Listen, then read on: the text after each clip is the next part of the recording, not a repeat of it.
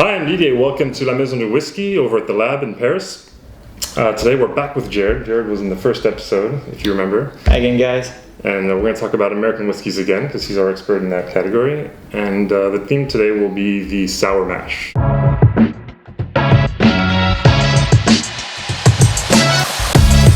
Okay, so sour mash. This is a term you might have seen on a lot of labels, so from big famous brands to smaller bottlings as well, like Michter's.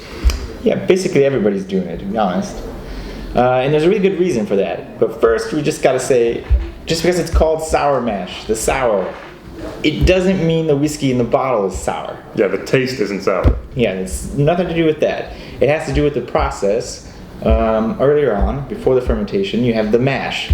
We actually made a video on it way back when. It was our first video we did together. On the mash bill. And so a mash, for those who don't remember, a mash is basically the mixture of the cereals, water, and yeast.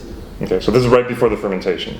Yeah, it's right before the fermentation, and the sour mash is basically it's a quality control measure. It's a way to have a continuity in the product. So yeah, I've seen a lot of people compare it to a sourdough bread, where they're reusing some yeast from the previous batches. That's not what's going on here. We're not going for yeasts. What's the sour part of sour mash? Yeah, the sour part comes from the mash that's actually left over, or the spent mash after the distillation. Which after the distillation, the spent mash that's left over is acidic. Mm-hmm. And what they do with that, they introduce some of that back into the next fermentation process. And the reason why they add it to the next mash is because the mash can vary in pH levels.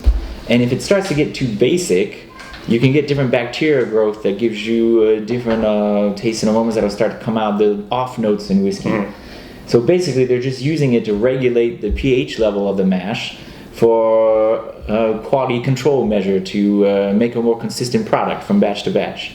Okay, so basically, like when they distill, you get the alcohol and everything, and what's left in the still, they call that like spent mash, but it's also backset or stillage are other ways to say it.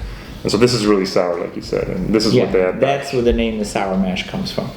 Okay, and so you said that so they're doing this basically to kind of kill off the bacteria or give a stable environment for the regular yeast. Yeah, just make a stable environment so any bad bacteria doesn't start to grow, and just to keep it at a consistent pH level from batch to batch. Okay.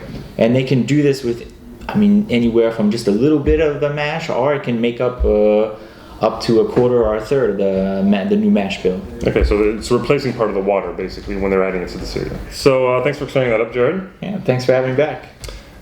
Question of the day, if it's not a sour mash, what's it called? Because very, very few people don't do a sour mash, but there is a term for it. So if you think you know what it is, put it in the comments. If you like what you see, give us a thumbs up, and we'll see you next time. Take care.